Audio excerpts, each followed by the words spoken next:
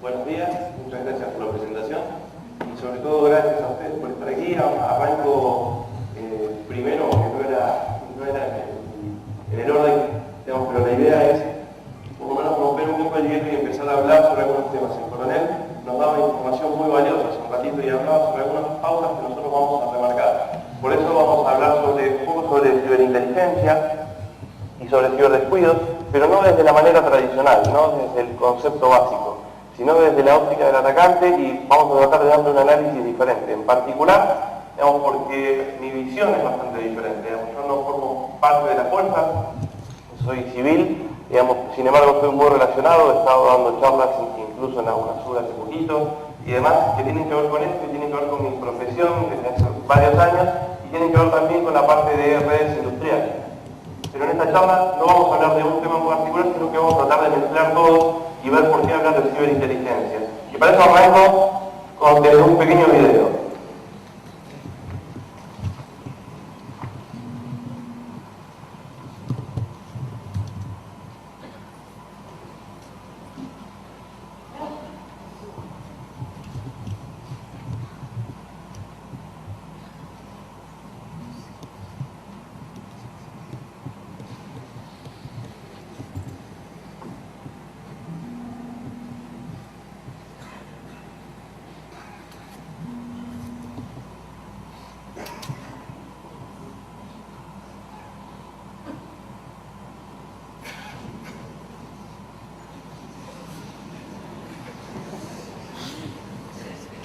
¿Por qué no muestro videos de inteligencia digital y demás?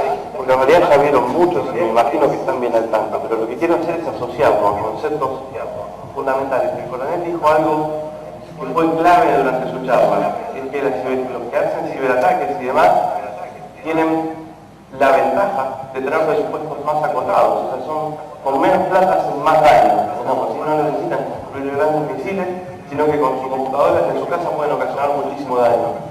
Y esto es algo que tiene que ver con el hecho de que un atacante, digamos, puede no ser miembro de una fuerza y nos puede ocasionar muchísimo daño. Por eso lo que vamos a ver, lo que quiero contarles ahora tiene que ver con algo que algunos de ustedes quizás hayan visto, que hay una película que se llama El efecto mariposa.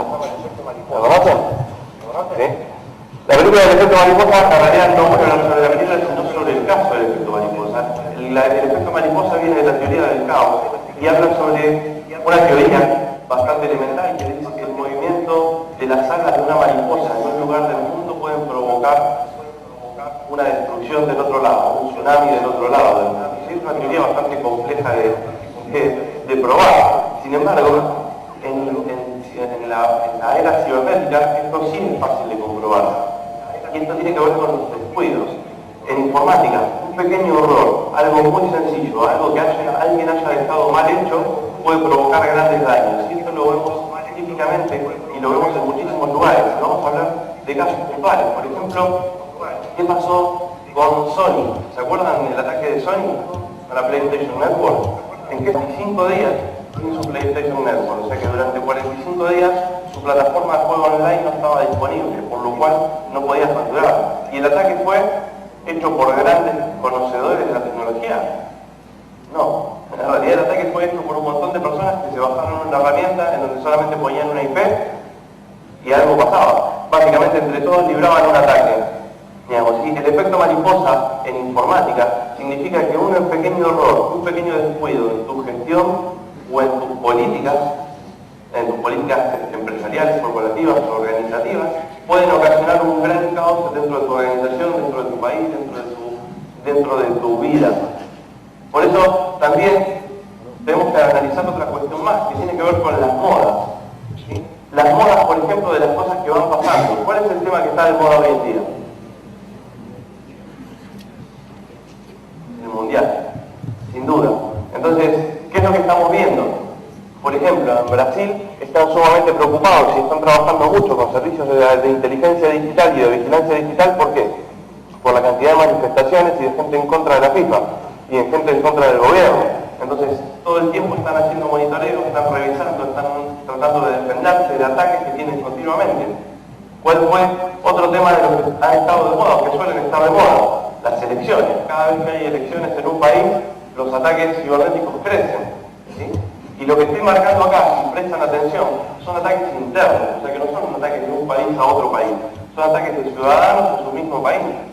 Pero también tenemos otros temas de moda, como por ejemplo, en su momento Anonymous se hizo muy famoso y todo el mundo hablaba de Anonymous y la gente le tenía terror y las empresas nos llamaban para analizar los posibles ataques que podían llegar a sufrir de parte de Anonymous, como que Anonymous fueran un grupo de super especialistas. En realidad, la problemática surgía de algo mucho más básico, pero también surgen nuevos temas de moda, como por ejemplo los smartphones, ¿sí? Los ataques sobre los dispositivos móviles.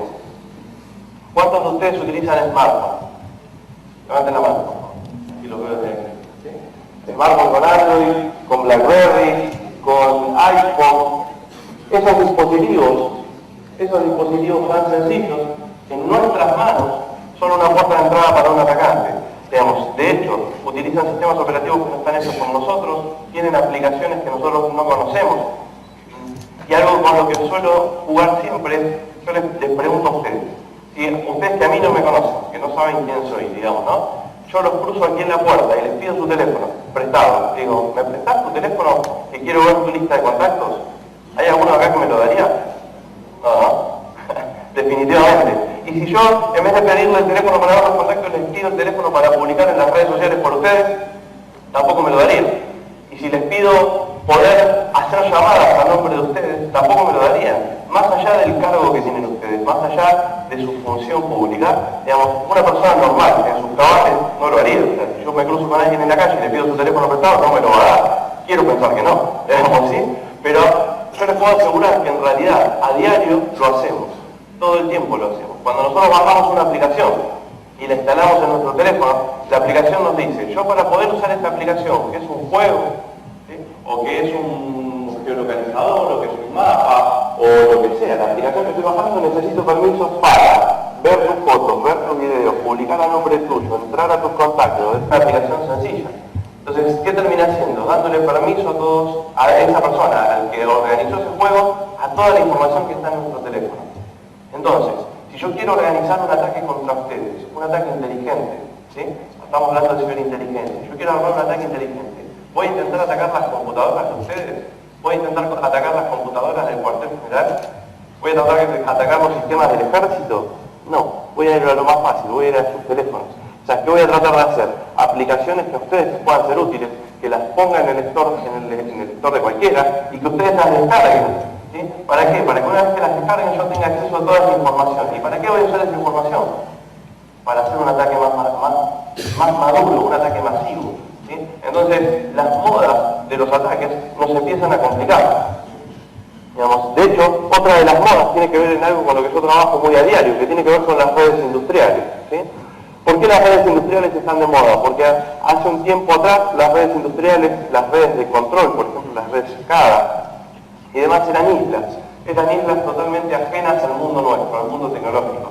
¿Sí? Y en esas islas, digamos, ¿por qué se llamaban islas? Era básicamente porque no estaban ni siquiera conectadas por redes TCP.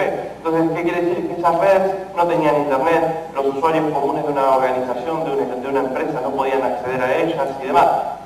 Desde hace un tiempo atrás, todo esto se ha cambiado y las redes se hacen más convergentes y estas redes se han integrado a las redes comunes, a las redes que nosotros conocemos, para que un operador pueda desde su teléfono, desde su tablet o desde su casa, controlar el estado de una planta. ¿Sí? Por lo cual, esa gran ventaja que tenemos se nos convierte en un gran enemigo. ¿Por qué? Porque ahora lo que tenemos es la puerta abierta a un montón de atacantes para que ataquen esas redes industriales y nos controlen. Y de hecho, acá empezamos con un gran problema. ¿Por qué?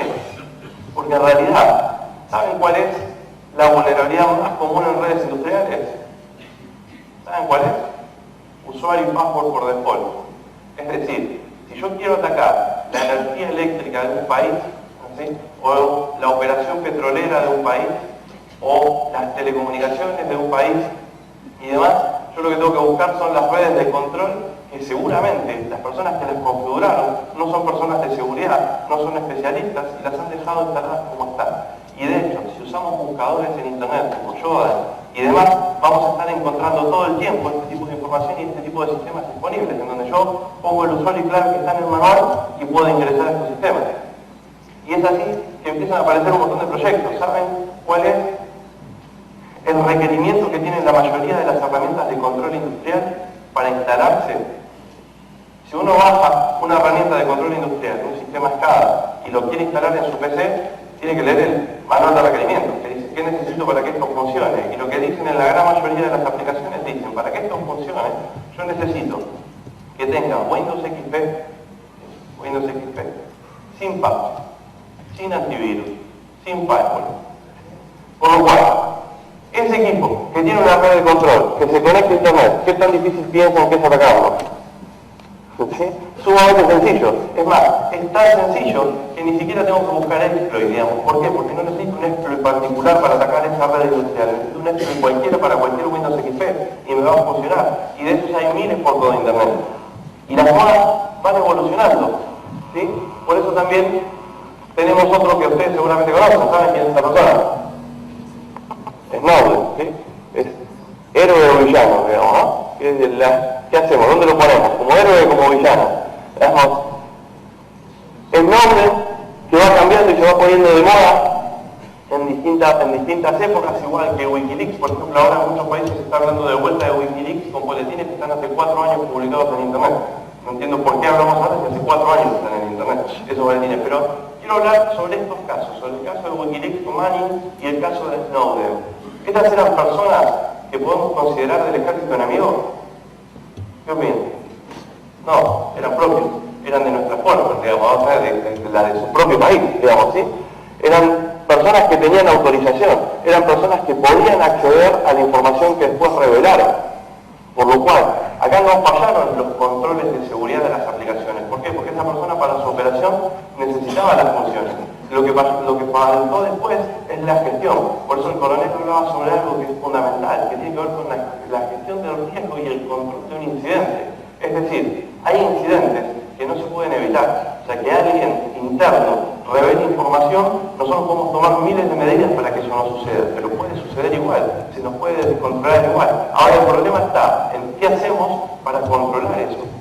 Digamos así. Entonces, vamos a ver que algo que sucede muy normalmente es que todas las empresas y todas las organizaciones, incluso gubernamentales, cuando son atacadas, casos como los que vimos recién, o casos más complejos, como por ejemplo la operación Aurora contra Google y contra Microsoft y demás, o varios de los ciberataques que han sido descubiertos, siempre que es víctima de este ciberataque, habla sobre el APT, ¿sí?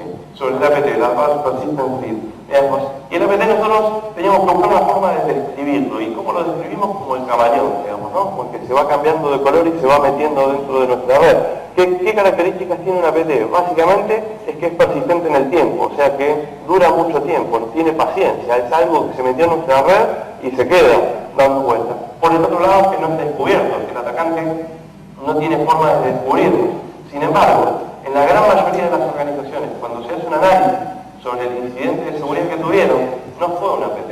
El incidente fue un descuido, es decir, algo que han hecho mal y que lo han dejado de una manera que no deberían. Y por lo general, muchas veces los que hacen esos ataques son personas que no tienen los conocimientos necesarios, sino que simplemente buscan en Google cómo hacer un ataque y cómo buscar la información.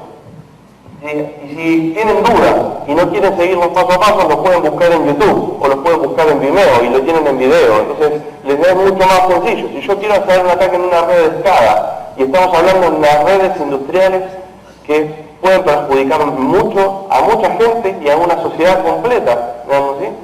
Les digo a ustedes, prueben tranquilos hoy cuando se vayan y busquen en Google, en YouTube, busquen hacking SCADA y van a ver la cantidad de videos que hay de cómo atacar redes industriales. Entonces, ¿qué necesitamos hacer? Es defendernos contra eso y tener algún tipo de control. ¿Por qué? Porque los que nos atacan no son personas con muchos conocimientos técnicos, sino que en realidad son personas que han empezado con un ataque muy sencillo, que tiene que ver con los defacement, que han empezado a jugar y han hecho ataques. ¿Por qué empiezan por los defacement? Porque son los más fáciles, ¿sí? Los defacement son fallas de seguridad, por lo general de malas configuraciones en los servidores, en donde un atacante entra y modifica el sitio para que tenga otra imagen. Ese es el ataque más inocente de todos, digamos, porque por lo general tiene un mensaje atrás. Pero el que empieza por esto y empieza a profundizarse y empieza a ver que es fácil atacar a un país, que es fácil atacar a un gobierno, que es fácil atacar a una fuerza de seguridad y demás, empieza a evolucionar. Y estos, los que están jugando, son los que más fácil encontramos, porque en realidad los encontramos en sitios como el Sonache. No sé si alguna vez escucharon hablar de Sonache. Sonache es un portal web en donde cada persona que hace un defacement o hace un ataque viene y lo pone acá como una cuestión de ego. Vienen y dicen, mirá, yo hice este defacement, soy tal persona, ¿sí? Esto fue en tal fecha, es en tal sitio web, el sistema operativo era tal, y ahí están las banderitas de los sitios web donde estaban. O sea que si ustedes quieren ver si han tenido algún defacement, lo pueden buscar acá. Pero si les han robado una base de datos, ¿lo van a encontrar acá? No. Porque el que robó la base de datos no es el que está jugando. ¿Sí? El que robó la base de datos tiene otros objetivos bastante diferentes. Y esto es una muestra de que es todos contra todos y no ejércitos contra ejércitos nada más. Por eso cuando hablamos de ciberinteligencia y ciberataques estamos hablando de gente que lo puede hacer con mucho presupuesto, pero en realidad hay gente que lo hace con bajo presupuesto y la defensa es la parte más complicada. ¿Cómo nos cubrimos de esto? Y todos contra todos se trasluce en que, por ejemplo, este sitio Sonache, en donde toda la gente publica los defacements, también sufrió un defacement, ¿sí? Digamos, y a ellos también lo atacaron, en el mismo sitio. Entonces esto muestra claramente de que competimos contra todos. Pero, ¿qué quiere decir que competimos contra todos? Quiere decir que incluso nosotros damos malos ejemplos. Miren esto muy particular, digamos, ¿no? Algo que estuvo dando vuelta por las redes sociales. En el Congreso de la UNASUR, que pasó hace un mes atrás, más o menos, donde yo fui también expositor, digamos, en el Congreso de la UNASUR se hablaba sobre ciberdefensa, ¿sí? Y hablábamos de ciberinteligencia y ciberdefensa. Cuando nosotros entrábamos al sitio de UNASUR y queríamos entrar para registrarnos, ¿qué nos pasaba? Nos daba un error en el certificado de seguridad, ¿sí? Entonces cuando entrábamos por HTTPS, nos cambiaba el dominio y nos ponía, este es el ejemplo que nosotros damos. Y de esto estamos hablando de que para alguien hacernos inteligencia le es fácil y para nosotros defendernos no es tan fácil, digamos, ¿sí? ¿Por qué? Porque nosotros tenemos que estar atentos a todas estas cosas. Si nosotros acostumbramos a nuestros usuarios, a nuestros funcionarios, a entrar a sitios que no estén protegidos, cuando les hagan un ataque de phishing, van a caer en ese truco. ¿Por qué? Porque están acostumbrados a darle a aceptar a los certificados, a los mensajes falsos, ¿sí? Entonces, si nosotros no tomamos los detalles, vamos a tener problemas. ¿Sí? Y esto tiene que ver con las percepciones, así que les dejo otro video.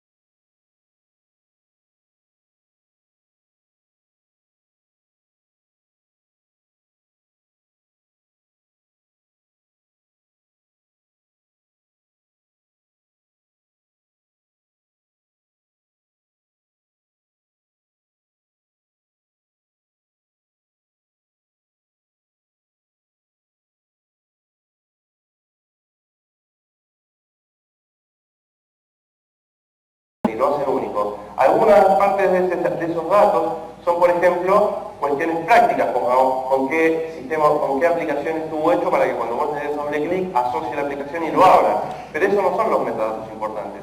Los metadatos importantes están asociados, por ejemplo, con la información de quién fue el autor de ese archivo. Es decir, que si yo genero un archivo de Word y lo escribo y lo guardo, en ese archivo va a quedar, además de la información que yo escribí, va a quedar la información, por ejemplo, de con qué usuario yo estoy logueado en la computadora, cuál es el usuario con el cual está registrado el Word con el que lo utilicé, en qué lugar de mi máquina está guardado, o sea, en qué directorio, en qué carpeta de mi computadora está guardada, cuáles son las direcciones IP internas, si tengo una impresora conectada, qué tipo de impresora es toda información interna. Y esos datos viajan con el archivo, o sea que si yo el archivo se lo paso a otra persona y esa persona lo modifica, cuando él lo modifica se le van a grabar todos los datos de esa persona sumados a los míos, por lo cual van a saber que yo lo modifiqué. Y esto es lo que le pasó a Tony Blair con la guerra de Irak. ¿Sí? Con la guerra de Irak, ¿qué hizo Tony Blair? Él llevó un documento que supuestamente le habían hecho llegar a él, en donde decían y tenían información sobre las armas de destrucción masiva, las armas nucleares que tenían. ¿Sí? ¿Qué hizo él? Dijo, este documento nosotros no lo modificamos, simplemente lo tenemos, lo vimos y acá están las pruebas de que tienen armas de destrucción masiva, armas nucleares. ¿Sí? Cometieron un error, que es publicar el documento original en Internet. ¿Sí? Entonces, ¿qué hicieron las personas? Se conectaron, bajaron ese archivo de Word y analizaron los metadatos. Y ahí descubrieron que miembros de su gabinete habían modificado ese archivo. ¿Sí? Por lo cual, toda su teoría de que era un documento único y demás, se deshizo fácilmente. Y así ha pasado con un montón de personas. Y acá tenemos un problema. ¿Por qué? Porque yo estoy diciendo que todos los documentos tienen metadatos. Los archivos de Word, los archivos de Excel, los archivos PPT, los de PowerPoint, los archivos PDF, los archivos de OpenOffice, los archivos de video, los archivos de fotos. Los de fotos, los metadatos se llaman EXIF porque tienen algunos otros datos, como por ejemplo las características de la cámara con la que fue sacada, si tiene el lente está muy abierto o no, si entró mucha luz o no entró mucha luz, los datos del GPS de la cámara, o sea, para identificar dónde fue sacada la foto. Así muchos operativos de narcotráfico fueron cortados básicamente por los metadatos. Pero, ¿por qué son tan importantes entonces los metadatos? Es porque están revelando mucha información interna de la persona que lo hizo. Tanta información que a mí me permite hacer un montón de cosas. Entonces, para que vean un ejemplo sencillo, les voy a contar qué es lo que hicimos acá. Yo lo que hice fue buscar en Google. Dije, vamos a buscar en el gobierno de Nigeria documentos con la extensión de Word. ¿En qué página del gobierno de Nigeria? En cualquiera. Puse en todos los sitios del Go. ¿Sí? Entonces hice diferentes búsquedas. ¿Sí? Hice diferentes búsquedas que me fueron trayendo resultados y encontré un sitio en particular. ¿Sí? Este sitio, que es un sitio de investigación. Ahora, ¿tengo un interés particular contra el sitio? No, quiero analizar los metadatos. Entonces, ¿qué hice? Básicamente lo que hice fue conectar una herramienta gratuita, ¿sí? Que está en Internet, y lo que dije, buscame esta página web, todos los documentos de Word que tenga, todos los documentos de Excel, todos los PowerPoint, todos los PDF, y descargarlos. ¿Es ilegal eso? No, porque son documentos públicos, o sea, son documentos que el mismo gobierno publicó, ¿sí? Los dejó en Internet para que cualquiera los vea, para que cualquiera buscador los vea. Entonces yo con la herramienta lo que hago es, los descargo, les pongo que analice la metadata, uno para atrás, por favor, para atrás, ahí. Le puse que analice la metadata y de todos esos documentos, o sea, de los 152 documentos que encontré, entre doc, PDF y PPT, encontré 32 usuarios válidos, 42 carpetas, y identifiqué 3 sistemas operativos y 6 aplicaciones. ¿Qué significa eso? Que si yo sé cuál es el sistema operativo que están utilizando en esa entidad de gobierno, tengo la posibilidad magnífica de armar un exploit, de armar un malware, un troyano, y mandárselo, y saber que ese sistema operativo se va a infectar. ¿Sí? Entonces, de esta manera, con metadatos, yo puedo buscar información bien puntual sobre la red, y puedo armar mucha información. Pero también, como tengo datos de usuarios, puedo saber quiénes son las personas que están vinculadas a ese lugar. O sea, cada persona que modificó ese documento, a mí me va a aparecer. Como en este ejemplo, aquí tengo una persona, y ¿qué hice? Busqué solamente el nombre de la persona en las redes sociales. ¿Sí? Y lo busqué en Facebook, y lo busqué en LinkedIn, y lo busqué en otras asociaciones, y acá tengo datos que dicen, por ejemplo, qué sistema operativo utiliza, qué conocimientos tiene, quiénes son sus contactos, quiénes son sus amigos, quiénes son sus superiores, ¿sí? Con quién trabaja, en qué áreas trabaja. Entonces, toda esa información de metadatos a mí me está dando la posibilidad de hacer lo que nosotros llamamos un targeting attack. Es decir, recolecto mucha información sobre esa entidad de gobierno, tengo toda la información necesaria de fuentes públicas a partir de la inteligencia y ya puedo hacer el ataque que yo quiera, dirigido. ¿Y esa persona o esa empresa o esa organización puede tener muchas herramientas de defensa? Sí, puede tener lo que quiera, puede tener IPS, puede tener IDS y demás, pero ninguna me va a detectar. ¿Por qué? Porque yo acumulé tanta información que mi ataque no es al azar, mi ataque es bien puntual. Yo le voy a decir, te voy a mandar este archivo a esta persona con algo que a él lo tiente. Por ejemplo, si a esa persona le gusta el vino, le voy a mandar información sobre el club del vino. ¿Sí? Y cuando él descargue esa información para verla, en realidad le estoy mandando un troyano, que como ya sé qué sistema operativo tiene y ya sé qué antivirus utiliza, no lo van a detectar y estoy seguro que lo va a infectar. Pero una vez que lo infecté, ¿qué hago? ¿Sigo infectando a todos sus compañeros? No, porque no me interesaba. A mí me interesaba conectarse al servidor que está publicado en los metadatos e ir a buscar los documentos que están ahí guardados y que me los traiga, ¿sí? Entonces ninguna herramienta de defensa me lo va a atacar. Por eso hablaba del efecto mariposa. Un documento de Word publicado, o que nosotros mandamos por mail, o que nosotros dejamos en un pendrive, puede tener mucha información para que un atacante nos ocasione destrozos, ¿sí? Y esto se hace tan preocupante que, por ejemplo, en Estados Unidos existe un programa que se llama Clear. El programa Clear, ¿en qué consiste? En que todas las empresas de gobierno deben tener los metadatos, deben ser libres de metadatos. Eso significa que cada documento que suban en Internet no tiene que tener ningún metadato. Y de hecho, en los distintos gobiernos se buscan hacer alianzas. Por ejemplo, esta nota salió ayer, el 13, no ayer, en donde dice que Australia y Estados Unidos están cada vez más cerca de una alianza de ciberdefensa entre Australia y Estados Unidos, ¿sí? Y acá en UNASUR, por ejemplo, está trabajando lo mismo. O sea, se hacen convenios y se hacen esfuerzos para trabajar en conjunto. Sin embargo, es tanto lo que hay que cubrir que las alianzas por sí solas no alcanzan. Las alianzas estratégicas lo que tienen que tener claro es qué van a buscar cada uno para el bien común. Sin embargo, cada país se tiene que preocupar por su inteligencia, por lo que tiene que hacer internamente y por lo que tiene que buscar internamente, ¿sí? Por eso tenemos que pensar en algunas situaciones como lo que hablábamos hoy de las redes industriales. ¿Qué pasa cuando yo busco información de las redes industriales en Internet? Es que encuentro muchísimas cosas. ¿Y cuál es el mayor problema que tenemos todos nosotros en nuestra región? ¿Sí? En Argentina, en Colombia, en Perú, digamos, en Uruguay y demás. ¿Cuál es el mayor problema que tenemos? Es que las redes industriales, las redes públicas, de servicios públicos, la gran mayoría no son nuestras, ¿sí? Son privadas. Y nosotros no tenemos demasiado poder sobre esas herramientas o sobre esos lugares. Entonces, cuando hablamos de estrategias de ciberdefensa y de que una persona nos pueda hacer ciberinteligencia y ciberataques, si esa persona ataca la red eléctrica de nuestro país, ¿en qué nos perjudica? En todo. O sea, si atacan nuestra red eléctrica, nosotros no podemos hacer nada, completamente nada. O sea, se nos caen los servicios de comunicaciones, se nos caen los servicios de emergencia, se nos caen los servicios petroleros, se nos cae todo. Sin energía eléctrica se nos para todo. Entonces, para un atacante, una red eléctrica es un punto clave para destruir. Y yo estoy hablando, insisto, no pensando solamente en un gobierno que nos ataque, sino en una persona que nos tenga bronca, una persona que nos tenga bronca y que se dedique a atacar esta red industrial. Entonces, un punto clave cuando nosotros queremos evitar tener descuidos es controlar esas redes. ¿Y controlar desde dónde? Desde el Estado, desde las organizaciones. Nosotros tenemos que tener la visión completa de qué es lo que está pasando con nuestro país y poder decidir qué implementar y qué no, o bajo qué estándares implementar y cuáles no, como para evitar problemas, ¿sí?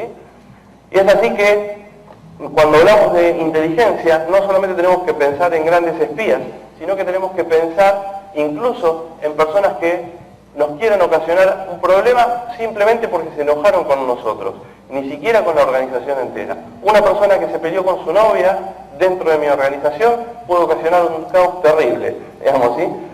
El malware, como hablábamos hoy en los dispositivos, es un gran punto de influencia. Pero no es solamente el malware en los teléfonos, sino qué pasa con los televisores, qué pasa con los Smart TV. Digamos, los Smart TV son especies de computadoras, por lo cual si yo logro infectar un televisor tengo un problema.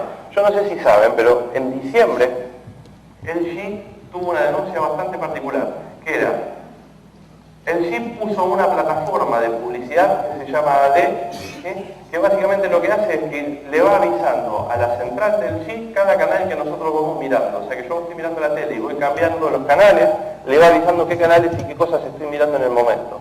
¿Para qué? Para que LG se lo venda a empresas que hacen publicidad y a nosotros nos aparezca publicidad dirigida. ¿Sí? Hasta ahí no está tan bueno, rompe un poco los aspectos de privacidad, pero no parece tan grave. Sin embargo, en diciembre se descubrió una particularidad, que LG, además de dar esa información, también informaba cada vez que yo ponía un pendrive, cuáles eran los archivos que estaba mirando dentro de ese pendrive. ¿Sí? Le pasaba la información a su plataforma. Entonces, nosotros dijimos, si las computadoras, si los televisores, los Smart TV, son una especie de computadora, tienen un sistema operativo, yo puedo modificar este sistema operativo, ¿por qué hacer que en vez de mandar el archivo del que estoy mirando, no mande la lista de todos los archivos que están ahí? ¿Cuántos de ustedes usan un pendrive diferente en su trabajo que para mirar una película de la tele? Uno de muchos, vamos, dos de muchos, ¿sí? Entonces, acá tenemos un gran problema. ¿Por qué? Yo uso un pendrive en mi trabajo, lo llevo a la tele, lo conecto y esa información se fue de mi tele. Como si de mi tele conectada a internet. Entonces estamos hablando que el atacante tiene múltiples factores, múltiples lugares para atacar. Y esto es el principio, digamos, porque empezamos a hablar de los Smart LQS. Levanten la mano los que conocen Smart LQS. ¿Sí? Smart LQS significa Smart lo que sea, digamos, ¿sí? Cualquier cosa. ¿Por qué? Porque hoy empezamos a ver que todo se llama Smart. Tenemos heladeras inteligentes que nos dicen cuándo tenemos que ir a hacer las compras. Tenemos lavarropas inteligentes que nos avisan por internet sobre el estado de secado de nuestra ropa. Tenemos cafeteras inteligentes para avisarles, cuando estoy yendo a mi casa le mando un mensaje a la cafetera por internet para que me prepare el café así cuando llego está calentito. Digamos, ¿sí? Tenemos relojes inteligentes que incluso miden la presión. Es complicado. Imagínate si te cambio la temperatura del agua, digamos, ¿sí? Por lo menos deshabilito unos cuantos, digamos, ¿sí? Entonces, sin duda, en esta evolución, lo que no podemos hacer es quedarnos cruzados de dedos. Tenemos que analizar, como país y como estrategia de defensa y de inteligencia, tenemos que saber que todos esos puntos son puntos que ahora empiezan a tener un factor diferente, que ahora esos puntos pueden ser utilizados contra nosotros. Imagínense que yo tengo el poder de armar una aplicación y controlar todos esos dispositivos y hacer que todos esos dispositivos, por ejemplo, del Perú, ataquen a sistemas centralizados de Chile. ¿Sí? O que ataquen a Bélgica, o que ataquen a Ucrania, o que ataquen a quien yo quiera. ¿Y cómo lo hago? Con aplicaciones, controlando, con malware. Yo tengo el poder de controlar todos estos dispositivos y hacer una guerra entre países que no tenían nada que pelear, digamos así. O sea, la ocasiono, ¿por qué? Porque me interesa que haya un conflicto entre esos dos países. Yo ni siquiera formo parte de uno de esos dos. Entonces, acá, cuando hablamos de inteligencia, tenemos que hablar de que necesitamos analizar y ver los riesgos que tenemos en cada dispositivo hacia nuestros ciudadanos, pero particularmente hacia nuestras organizaciones. ¿Sí? Entonces, en base a este concepto, tenemos que tener una determinación clave, y esto es algo muy personal, esto es algo que yo tomo como mi forma de trabajar. Yo siempre pienso que ya fui uneado. ¿Qué quiere decir uneado? Que ya fui comprometido, que mis sistemas ya están comprometidos. Entonces, a partir de eso me muevo. ¿Por qué me muevo así? Porque no me muevo en confianza. ¿Sí? Eso quiere decir que cuando yo me conecto a una red, yo ya sé que esa red supongo que está comprometida. Entonces, tomo todas las medidas de precaución a partir de eso. Y eso es lo que los invito a que hagan ustedes, a que tengan en cuenta de que cualquiera de nosotros puede estar comprometidos todo el tiempo y que necesitamos estar utilizando estrategias que nos permitan defendernos y nos permita controlar. ¿Por qué? Porque yo puedo hacer inteligencias con las APIs de Twitter y buscar información hackeada, y buscar información de amenazas y demás, pero el atacante nos está dando vuelta por todos lados, ¿sí? El atacante no va a utilizar solamente las redes que nosotros conocemos, va a utilizar todos los dispositivos, toda la fuerza que él tenga para atacarnos. Y es así que les dejo una última frase que lo dijo el director de INTECO en España, Miguel Rego, durante un evento de Securmática, y él dijo: la ciberresiliencia es anticipar, resistir, recuperar y evolucionar. O sea, el desafío es mucho más grande que el que nosotros pensábamos, ¿sí? Así que con esto y con una frase de Einstein me despido. Espero no haberlos aburrido demasiado, pero Einstein decía una frase que a mí me encanta y la busco mucho. Dice: todos somos ignorantes, pero no todos ignoramos las mismas cosas, ¿sí? O sea, cada uno tiene su punto débil, su talón de Aquiles. La única forma de trabajar es que los ejércitos y las